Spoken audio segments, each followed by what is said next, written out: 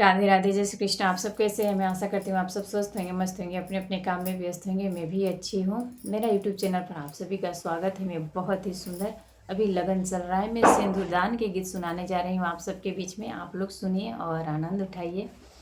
तो चलिए देर न करते हुए मैं सिंदूरदान के गीत सुना रही हूँ, आप लोग सुनिए।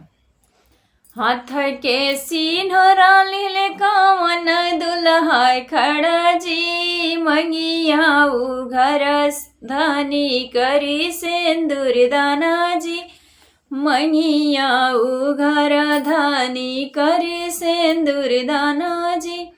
हाथ के सिन्होरा लिहले कावन दुल्हा खड़ा जी, मंगिया उघर धनी करी सिंदूर दाना जी, मंगिया उघर धनी करी सिंदूर दाना जी।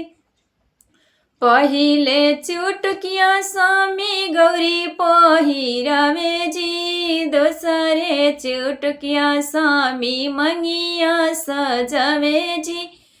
पहिले चुटकिया स्वामी गौरी पहिरावे जी, दोसरे चुटकिया स्वामी मंगिया सजावे जी।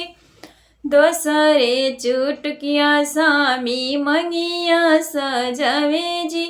मंगिया सजाई दुल्हा बोले ऐसन बोली जी, मंगिया सजाई दुल्हा बोले ऐसन बोली जी।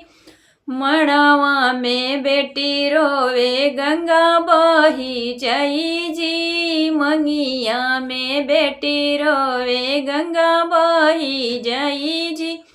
आज से मोरे धानी ससुरा तोहरा जी, नैहर के भइलु धानी तुहु में माना जी, नैहर के भैलू धानी तुहु में माना जी। तोहरा मान के हम करब स्वामी जी, तोहरा मान के हम करब स्वामी जी। नैहर के 4 दिन अर ससुरा हमारा जी, नैहर के 4 दिन अर ससुरा हमारा जी। मंगिया सजाई स्वामी सिन्होरा पकड़ावे जी, मंगिया सजाई स्वामी सिंधोरा पकड़ावे जी। जिंदगी बीताएम स्वामी रहु रही संगे जी, जिंदगी बीताएम स्वामी रहु रही संगे जी, जिंदगी बीताएम स्वामी रहु रही संगे जी।